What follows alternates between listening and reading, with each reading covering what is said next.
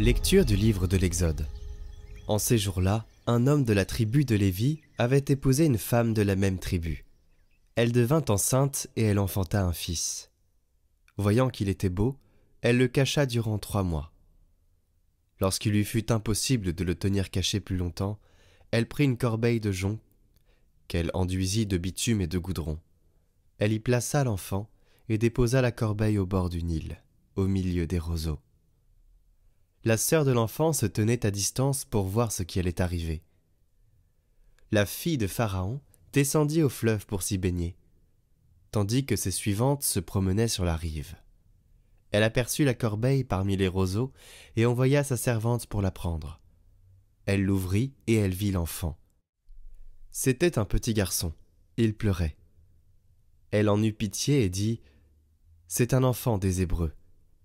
La sœur de l'enfant dit alors à la fille de Pharaon « Veux-tu que j'aille te chercher parmi les femmes des Hébreux une nourrice qui pour toi nourrira l'enfant » La fille de Pharaon lui répondit « Va ». La jeune fille alla donc chercher la mère de l'enfant.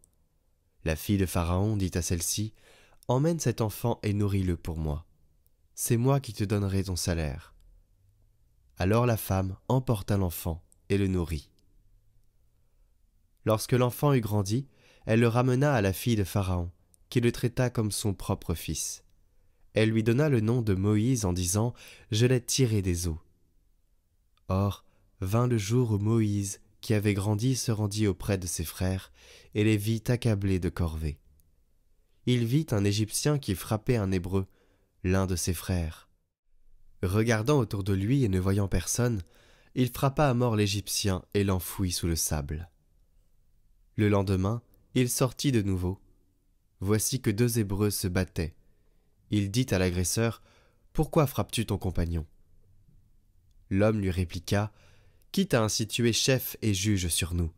Veux-tu me tuer comme tu as tué l'Égyptien » Moïse eut peur et se dit « Pas de doute, la chose est connue. » Pharaon en fut informé et chercha à faire tuer Moïse.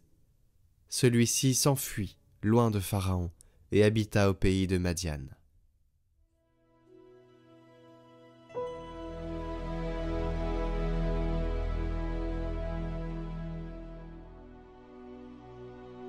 Cherchez Dieu, vous les humbles, et votre cœur vivra. J'enfonce dans la vase du gouffre, rien qui me retienne. Je descends dans l'abîme des eaux, le flot m'engloutit. Et moi, je te prie, Seigneur, c'est l'heure de ta grâce. Dans ton grand amour, Dieu, réponds-moi. Par ta vérité, sauve-moi. Et moi, humilié, meurtri, que ton salut, Dieu, me redresse. Et je louerai le nom de Dieu par un cantique. Je vais le magnifier, lui rendre grâce. Les pauvres l'ont vu, ils sont en fête. Vie et joie à vous qui cherchez Dieu. Car le Seigneur écoute les humbles, il n'oublie pas les siens emprisonnés.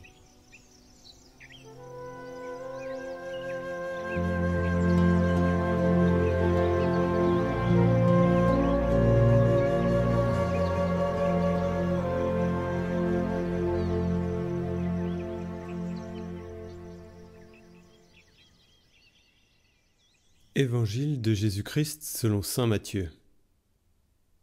En ce temps-là, Jésus se mit à faire des reproches aux villes où avaient eu lieu la plupart de ses miracles, parce qu'elles ne s'étaient pas converties.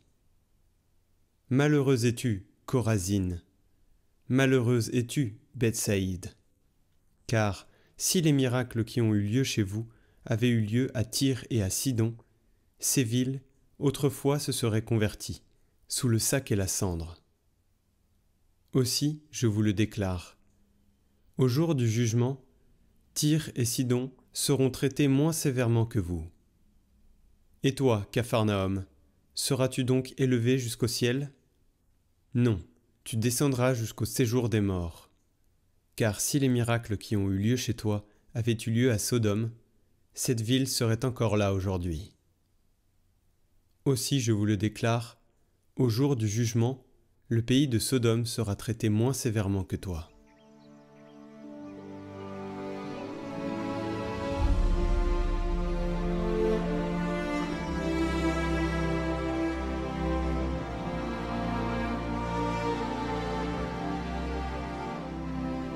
Dans ce passage, saint Grégoire le Grand nous enseigne comment la véritable charité ne se résigne pas au silence face à l'égarement.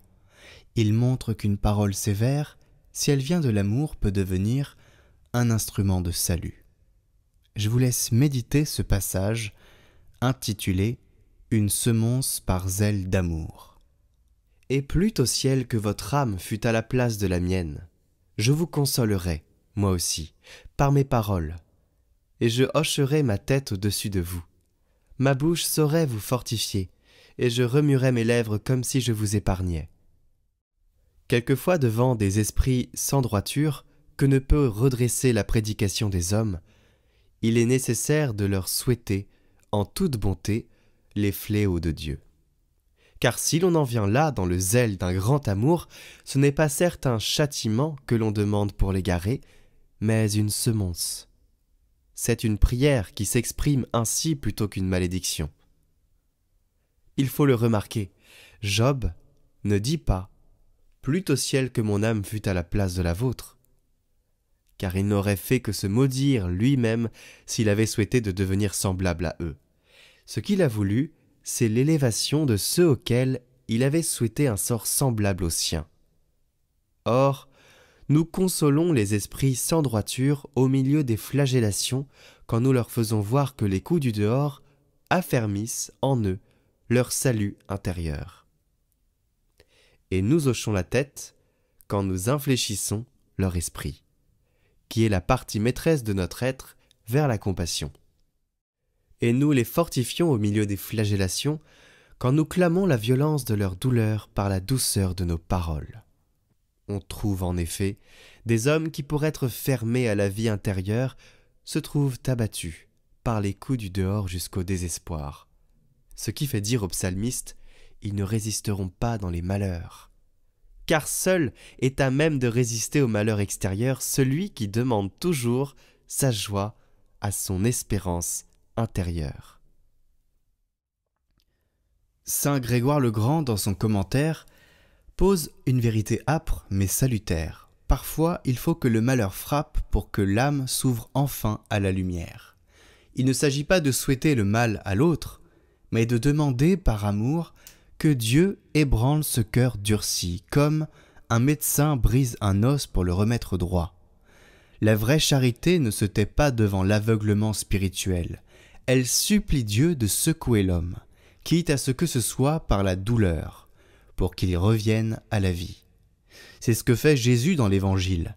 Il ne prononce pas des mots lisses, il dit « Malheur à toi, Chorazine, malheur à toi, Capharnaüm ». Ces villes avaient vu des miracles, mais elles n'ont pas changé. Leur cœur était engourdi. Alors le Christ hausse le ton, non pas pour condamner, mais pour réveiller. Car le péché le plus dangereux, ce n'est pas de chuter, mais de ne plus entendre l'appel à se relever. Et c'est cela le lien avec Moïse. Lui aussi, en voyant l'injustice, réagit d'abord de façon impulsive, violente, puis il s'efface, fuit. Et c'est là que Dieu commence à le former. La vraie conversion passe souvent par un arrachement.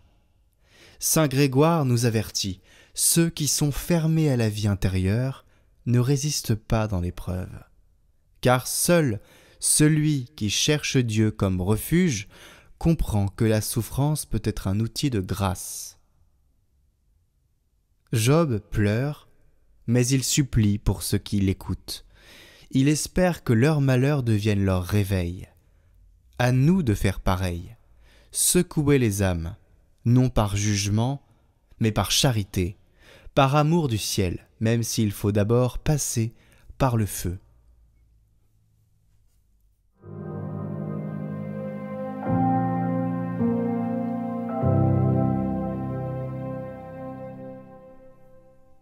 Aujourd'hui, le 15 juillet, nous fêtons Saint Bonaventure, franciscain, théologien, mystique et ministre général de tout un ordre religieux à seulement 36 ans, mais surtout un homme de feu doux. Il savait mettre en mots l'intimité avec Dieu sans jamais tomber dans le froid de l'intellectualisme. Ses écrits, c'est comme un cœur qui pense. et quand on lui demandait d'où te vient tant de sagesse, il montrait le crucifix. On l'appelait le docteur séraphique parce qu'il brûlait d'amour pour Dieu et qu'il le disait bien. Aujourd'hui, demandons-lui cette intelligence qui descend du ciel, pas des nuages. Dieu éternel et tout-puissant, tu as donné à saint Bonaventure, ton évêque, de pénétrer, illuminé par ton esprit, les mystères incomparables de ta sagesse, fais qu'à sa lumière nous goûtions la vraie sainteté. Saint Bonaventure, priez pour nous.